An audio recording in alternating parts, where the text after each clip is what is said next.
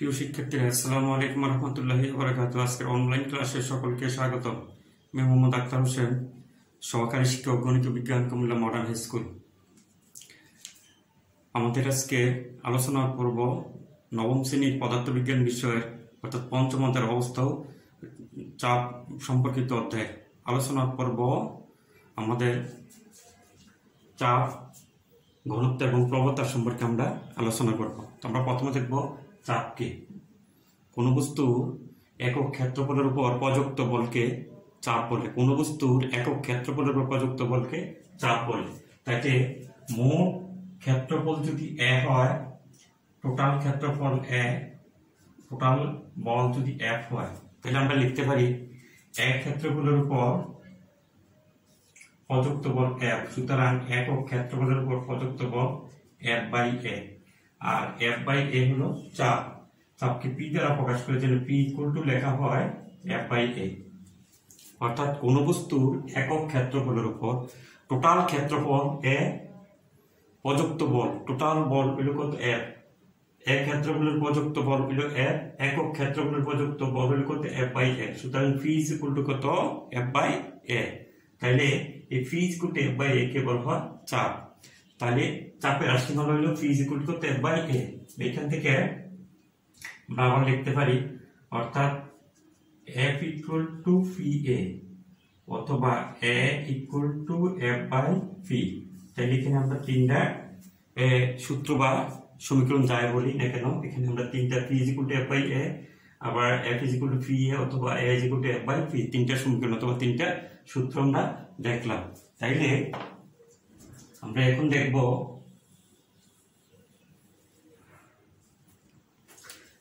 যদি P is equal to F by A হয়, তাহলে আমরা এখন যদি এককটা দেখি, বলের একক নিউটন, ক্ষেত্রফলের একক হলো মিটার স্কয়ার। তাহলে আমরা লিখতে পারি নিউটন এম ইনভার্স 2। আর নিউটন এম ইনভার্স 2 কে বলা হয় 1 প্যাসকেল। অর্থাৎ চাপের একক হলো প্যাসকেল। অর্থাৎ P is equal to F by A. তাহলে এফ হইলো ধরুন এফ হইলো বলের একক নিউটন, এ হইলো ক্ষেত্রফল বর্গমিটার। তো নিউটন পার বর্গমিটার অথবা মিটার স্কয়ার অথবা নিউটন এম ইনভার্স 2 অথবা 1 প্যাসকেল। চাপের একক প্যাসকেল। আবার 1 প্যাসকেল সমান নিউটন এম ইনভার্স 2 লেখা যাবে, নিউটন পার এম স্কয়ার লেখা যাবে। তাহলে চাপের একক হলো প্যাসকেল। এখন আমরা দেখব 1 প্যাসকেল বলতে আমরা কি বুঝি। 1 প্যাসকেল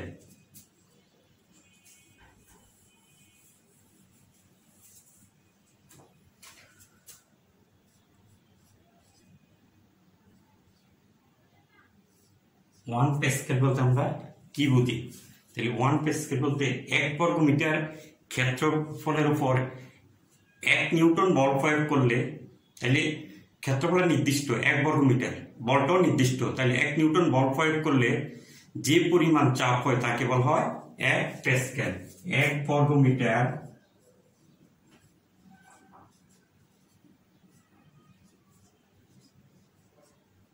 ক্ষেত্রফলের উপর 1 নিউটন বল প্রয়োগ করিলে যে চাপ হয় তাকে 1 প্যাসকেল বলে। এই জন্য লেখা হয় 1 pascal is equal to 1 newton m inverse 2। তাহলে এই গেল আমরা চাপের সংজ্ঞা থেকে কিভাবে 1 প্যাসকেলের সংজ্ঞা দেওয়া যায় সেটা আমরা দেখলাম।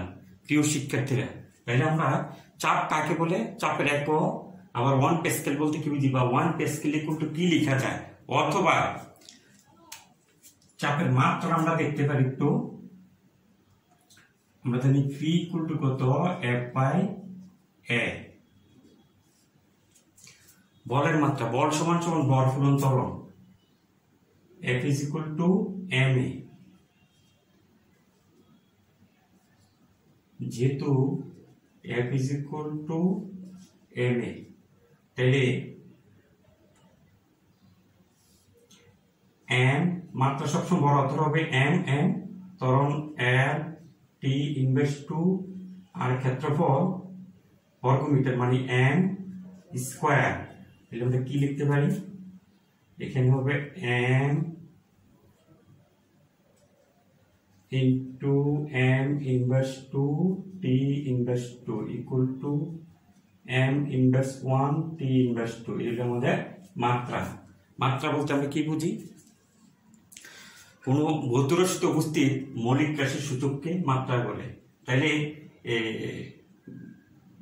বল সমান বল পূরণ ত্বরণ মানে এম এর মাত্রা হলো এম এম দ্রব্যরাশি আর ত্বরণ এল টি ইনভার্স 2, তার মানে বলের মাত্রা এম এল টি ইনভার্স 2 আর ক্ষেত্রফল হলো এম স্কয়ার। ক্ষেত্রফল হলো এম স্কয়ার। ক্ষেত্রফল সমান দৈর্ঘ্য ইনটু প্রস্থ।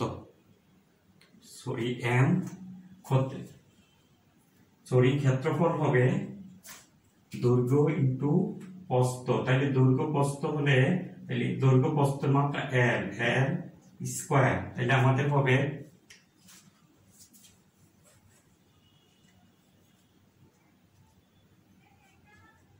M L T inverse 2 into L inverse 2। তাহলে M L inverse 1 T inverse 2।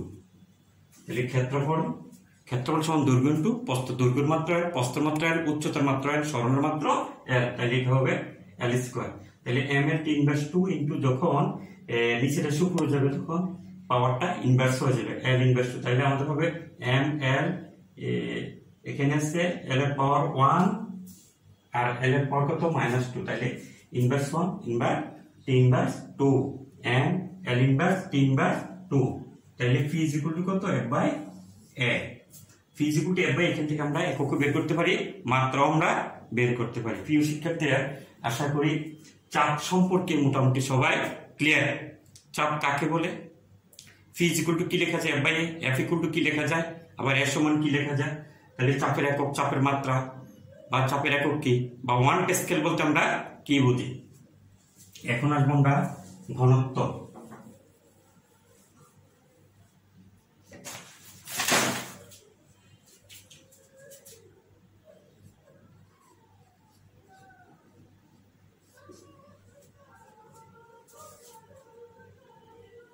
ঘনত্ব কাকে বলে, কোন বস্তু একক আয়তনের ভরকে কোন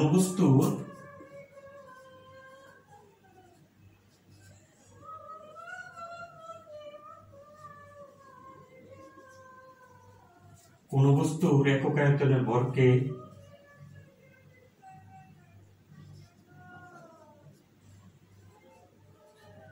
ঘনত্ব বলে। যেমন একক আয়তনের ভর, তাহলে টোটাল কোন বস্তুর ভর যদি এম হয়, আয়তন যদি বি হয়, বলি এম, তাহলে একক আয়তনের ভর বি আয়তনের ভর, টোটাল আয়তন যদি বি হয় তাহলে টোটাল ভর হবে এম, এই জন্য বলা হয় বি আয়তনের ভর এম। সুতরাং একক আয়তনের ভর কত, এম বাই বি। আর এই এম বাই ভি হলো আমাদের ঘনত্ব। ঘনত্ব হলো rho, rho is equal to কত, এম বাই ভি। আমি আবারও বলি, কোন বস্তু একক আয়তনের ভরকে ঘনত্ব বলে। ঘনত্বকে সাধারণত রো দ্বারা প্রকাশ করা হয়, এ রো, আর ভরকে এম দ্বারা প্রকাশ করা হয়, আয়তনকে বি দ্বারা প্রকাশ করা হয়। তাহলে বি আয়তনের ভর হবে কত, এম, মানে মোট আয়তন বি, মোট ভর হলো এম। তাহলে বি আয়তনের ভর এম, একক আয়তনের ভর হলো কত, এম বাই বি। এই জন্য রো ইজ ইকুয়াল টু কত, এম বাই বি। তাহলে আমরা এখান থেকে আবার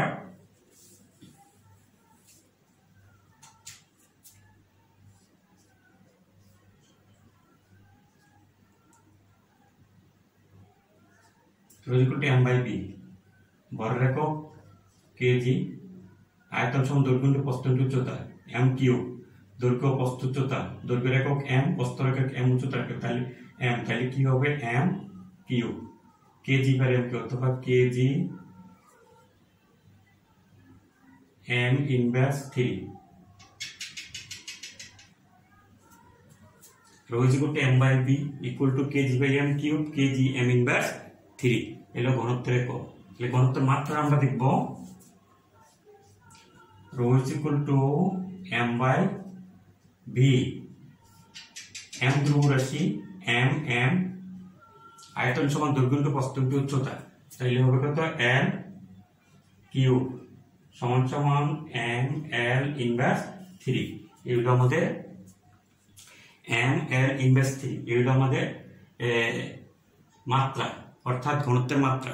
ঘনত্বের ইংলিশ হলো ডেনসিটি।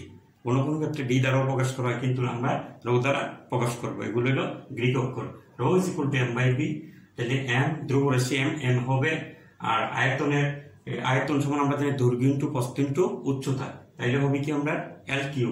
তাইলে এম এল ইনভার্স 3। প্রিয় শিক্ষার্থীরা, এই হলো আমাদের ঘনত্ব। এখন আমরা দেখবো খুব ইম্পর্টেন্ট জিনিস, প্লবতা। প্লবতাটাও কিন্তু এক ধরনের বল, যেটাকে বলা হয় ঊর্ধ্বমুখী বল।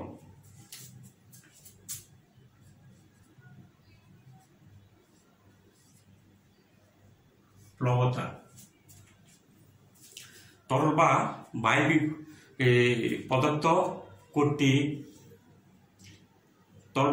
পদার্থ কর্তৃক আংশিক বা সম্পূর্ণভাবে নিমজ্জিত কোন বস্তুর উপর তরল বা বায়বীয় পদার্থ লম্বভাবে যে ঊর্ধ্বমুখী বল প্রয়োগ করে বা ক্রিয়া করে তাকে প্লবতা বলে।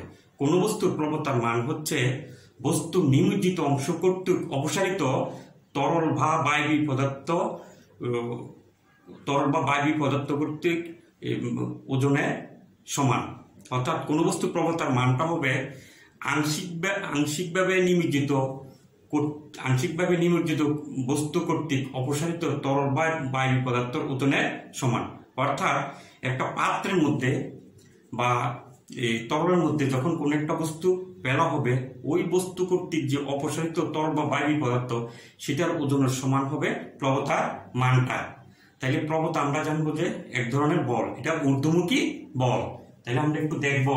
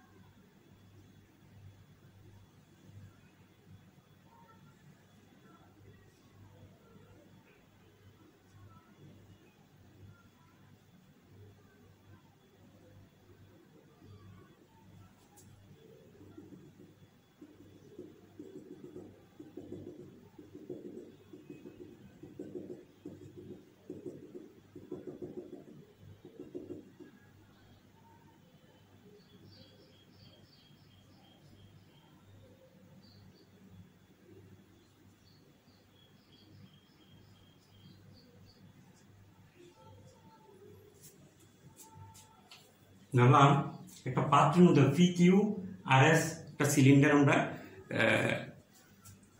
পি কিউ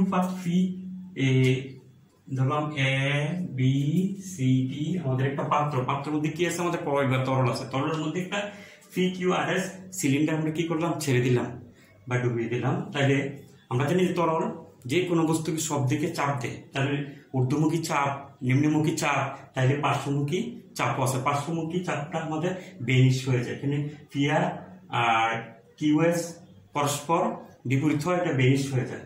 আর নিম্নমুখী বল সিলিন্ডারে ফি কিউ তরল কর্তৃক নিম্নমুখী তরল উপরি তরল ফি কিউ কর্তৃক নিম্নমুখী বল, আর সিলিন্ডারের নিম্নতল আর এস কর্তৃক ঊর্ধ্বমুখী বল।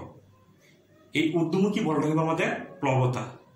তাইলে আমরা এখানে ধরলাম মুক্ত তল থেকে সিলিন্ডার নিম্নতল পর্যন্ত উচ্চতল H2, মুক্ত তল থেকে সিলিন্ডার উপরিতল পর্যন্ত উচ্চতল S। তাহলে সিলিন্ডারের উপরের পৃষ্ঠ থেকে নিম্ন পৃষ্ঠ পর্যন্ত তাহলে উচ্চতল কত S। একটা ধরলাম H1 আর H, তাই H এর মানটা কি হবে? H হবে এখানে আমি সংক্ষেপে দেখাবো H ইকুয়াল টু, তাহলে H2 হলো পুরোটা H2 মাইনাস কত H1, তাহলে আমাদের H ইকুয়াল টু হবে H2 মাইনাস কত H1। তাহলে এখন আমরা দেখব PQ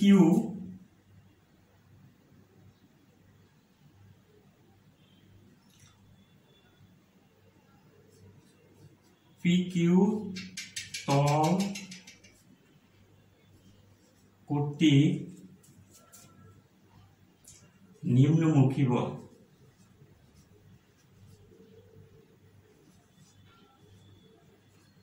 নিম্নমুখী বল ধরলাম এটা আমরা F1 ইকুয়াল টু, তাহলে H1 রো জি, তাহলে H1 রো জি। আমরা জানি ফি ইজ ইকুয়াল টু কত F বাই এ, বা F ইকুয়াল টু কত ফি এ, আবার ফি ইজ ইকুয়াল টু কত H রো জি এ, অর্থাৎ H রো জি। যেহেতু এখানে উচ্চতা হবে কত H1, নিম্নমুখী বল কত তরলের মুক্ত স্থান থেকে এই উচ্চতার কারণে নিম্নমুখী বল হবে। তাহলে বল F is equal to H, আমরা জানি P is equal to F by A, F is equal to কত ফি এ, তাহলে ফি ইকুয়াল টু কত H রো জি আর এ, অর্থাৎ H1 রো জি। RS তল কর্তৃক ঊর্ধ্বমুখী বল।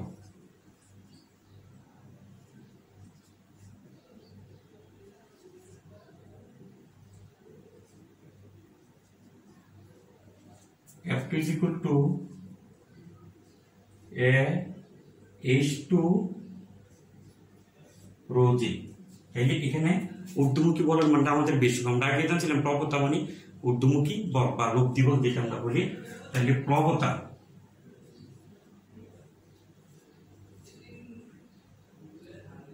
প্রবতা সমান সমান F2 মাইনাস F1। F2 হবে H2 রো জি মাইনাস H1 রো জি। তাহলে আমরা যদি কমন নিই রো জি কমন নিলে H2 মাইনাস H1, তাহলে আমরা একটু আগে দেখছিলাম H equal to H2 minus H1, তাহলে রো জি H, যেহেতু H2 minus H1 equal to H। প্রিয় শিক্ষার্থীরা, তাহলে ঊর্ধ্বমুখী বল বা লব্ধি বল বা প্রবতা, তাইলে প্রবতা যেহেতু ঊর্ধ্বমুখী বলের মান বলছে, যেহেতু একটা নিম্নমুখী বল মুক্ত তল কর্তৃক, সিলিন্ডারের মুক্ত তল কর্তৃক বা উপরের পৃষ্ঠ কর্তৃক নিম্নমুখী বল, তাহলে ঊর্ধ্বমুখী বলের মানটা বেশি। এই জন্য ঊর্ধ্বমুখী বলের মানটা যেহেতু বেশি, H2 রো জি থেকে H1 রো জিটা আমাদের মাইনাস হবে, মাইনাস করলে আমরা এ রো জি এস আমাদের থাকে। তাইলে আমরা এখন দেখব